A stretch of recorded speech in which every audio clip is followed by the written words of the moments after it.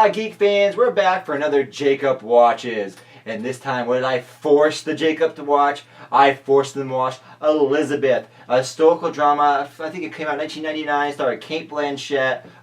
Who was the director and the other people in the The name of the director is Shakar Kapoor. He hasn't done that much other stuff. He directed a segment in New York, I Love You. He did the sequel, right? To Elizabeth the Golden. Yes, he did. Yes, he did. And that's actually kind of surprising because I didn't think they don't usually do sequels to historical dramas. But there's Christopher Eccleston in it. They got I know him from Doctor Who when I used to watch Doctor Who. They got Richard Attenborough, the famed English narrator. If you see English documentaries, like famous ones, good chance he's narrating it, but he's actually playing it. He's Lord Burleigh, the short older gentleman that advises Elizabeth. Daniel Craig, I didn't know was in the movie at first because he doesn't show up until like halfway through. Right.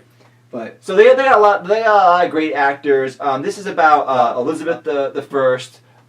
She was a princess in England. She is the son of Henry VIII, a famous English monarch. We don't need to worry too much about the history because this movie doesn't worry too much about the history, right? So it's about her rise to power. It's highly stylized. Jacob, don't take anything in this movie as anything like what the Renaissance was like, as anything like what Elizabeth's life was like. Yes, there are elements drawn from it, but from the costumes, the buildings, the music, to the events, none of it is accurate at all. It's all stylized, and that's the reason I wanted you to watch this, because I complain about historical accuracy. I complain about movies not actually adhering to the real world, but I only mean that when it doesn't affect the artistic vision.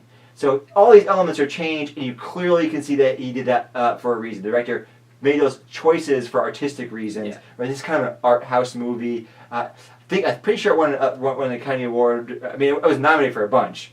But anyway, Jacob, what did you think of the film? I actually really liked this film, which was surprising because it started off, classic like historical drama, like Renaissance love thing going on. I didn't like that part of the movie, but I agree.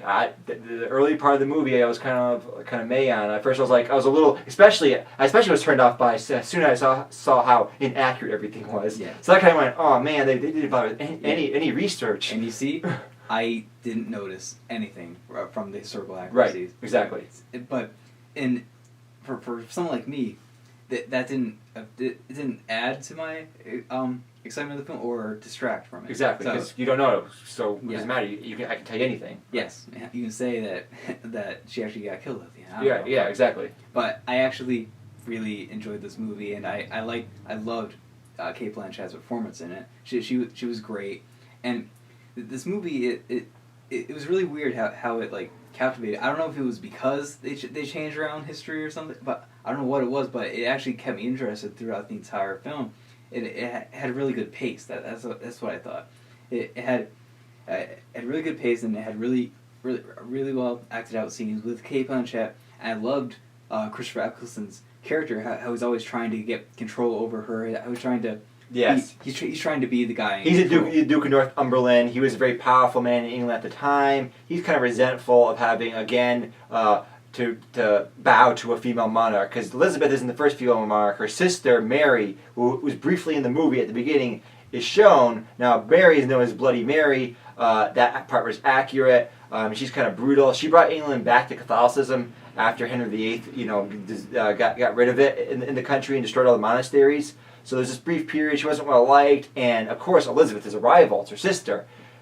She doesn't kill her, and then Elizabeth comes to the throne, but Northumberland wanted her dead. But they say, like, sign the death order to your sister.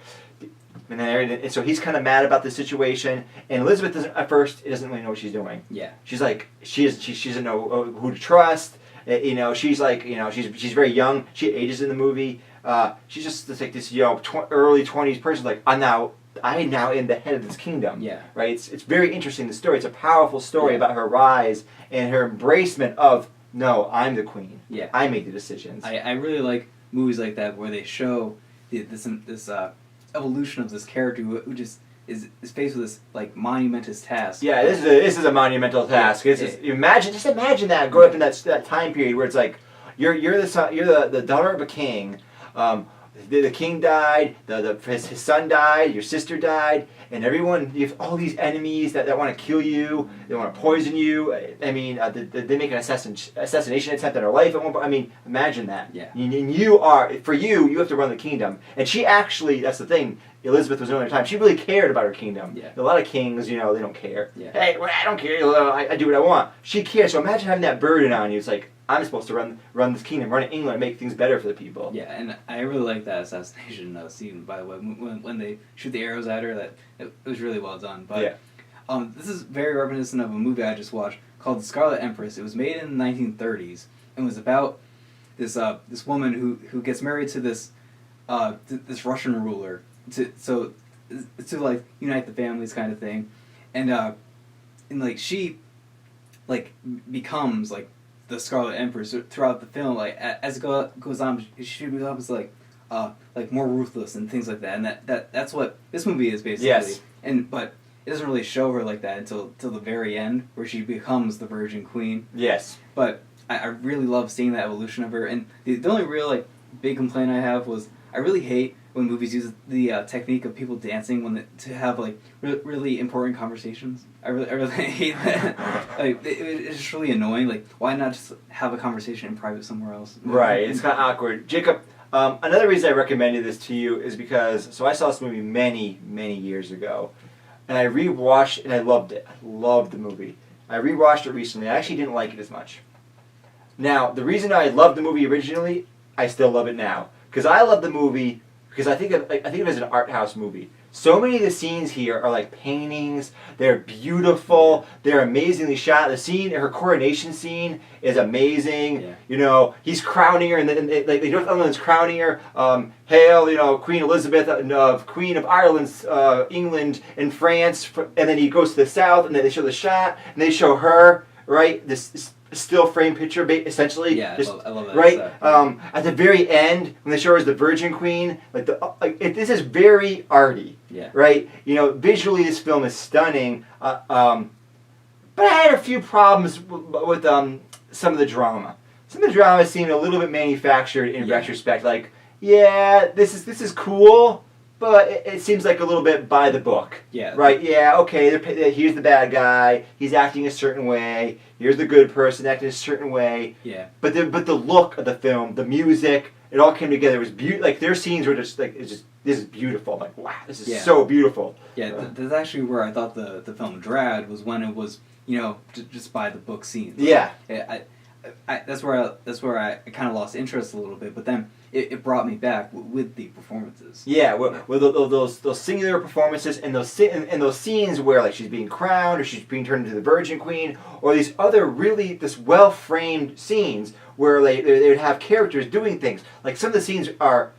I'm just stunned by little scenes. There's a scene where Elizabeth, she's recently been crowned, she's shown dancing in the background, and Northumberland and the Spanish ambassador are talking. The scene is shot from the side, and he says something, right? Scene shot from the side, and then the Spanish ambassador leans forward, right? And there's something about the way that's shot. I was like, wow, it's really good. It's really dramatic tension. How they do it in the framing. Some of the dialogue that I thought was a little odd, but it just looks so good. It was amazing. And the sequel to this film that you mentioned, Elizabeth the Golden Age, I don't like it because it's less arty. The art stuff's all pushed back, and it's more just the kind of manufactured drama. So it's like all the good stuff they do less of, all the bad stuff they do more of. See, that's really disappointing because by the end of this film, I actually wanted to see more. I wanted to see her be. You don't want to see it. You can but it's bad. That's really disappointing because I wanted to see her be the Virgin Queen. Right, because originally you wanted to do a trilogy,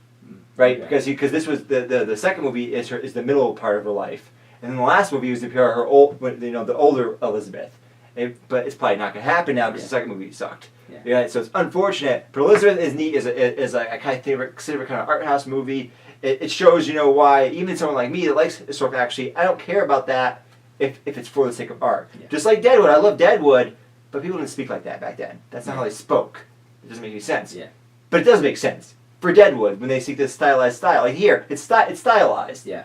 So it's cool. It's cool if it's for a good artistic reason. If it's just lazy writing, like we did a segment about lazy writing, I don't like it, Jacob. So what do you have next for me? Okay, Oh wait, hold on. We didn't review it. Yeah, we gotta give our ratings. Yes. So I'm gonna give this movie 8 out of 10. I'm gonna give it 4 stars. I might have given it 5 stars before, but this has some wonky elements, and I agree with you. The romance in the beginning is kind of slow and kind of cheesy. Yeah, and, right. And if you're not a fan of historical dramas, you don't have to really worry about that because they don't focus on the history. No, yeah. It could be for anyone. Yeah. Right.